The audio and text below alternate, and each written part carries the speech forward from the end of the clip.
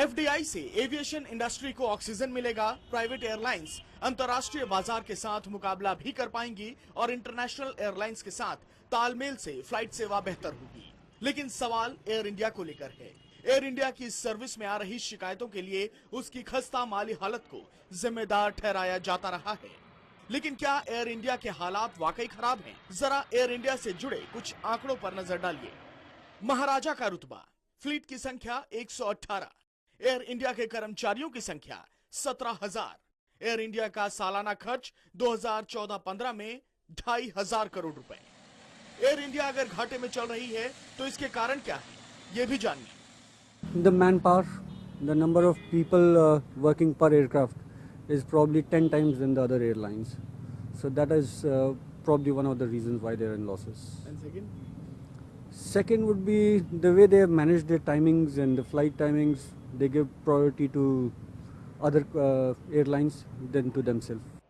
जानकार मानते हैं कि एफडीआई से सिर्फ प्राइवेट एयरलाइंस के हालात ही सुधरेंगे, एयर इंडिया के नहीं। एफडीए के आने से फॉरेन एयरलाइन जो है वो आएंगी, इससे जो हमारे प्राइवेट ऑपरेटर उनको ज़्यादा फ़ायदा होगा, तो वो ज़्यादा रूट में लेंगे, ज़्यादा दूसरी एयरलाइन से कांटेक्ट करके उनके नए जहाज़ लेंगे, उनसे रूट करेंगे। लेकिन ये एफडीए जो है ये एयर इंडिया के लिए सबसे ज़्यादा, जो हमारा नेशनल कैरियर है उसके लिए सबसे ज़्यादा नुकसानदेह होगी, जब तक कि यहाँ उसको एयर इंडिया को प्राइवेटाइज नहीं कर पाए। बाजार की नजर में एयर इंडिया एक ऐसा सफेद हाथी है जिसमें पूंजी लगाना घाटे का सौदा ही है। इसकी वजह है इसके इंफ्रास्ट्रक्चर में शामिल कई गैर जरूरी चीजें। तो एफडीआई आने के लिए एफडीआई की उम्मीद में कि प्राइवेटाइज कर दिया जाएगा, एफडीआई आ जाएगा और सब कुछ ठीक हो जाएगा।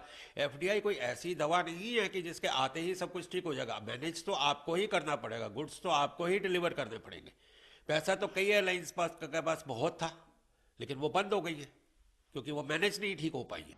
एयर इंडिया के निजीकरण पर पहले भी बात हुई है, लेकिन अब फिर से महाराजा की किस्मत बाजार पर निर्भर है।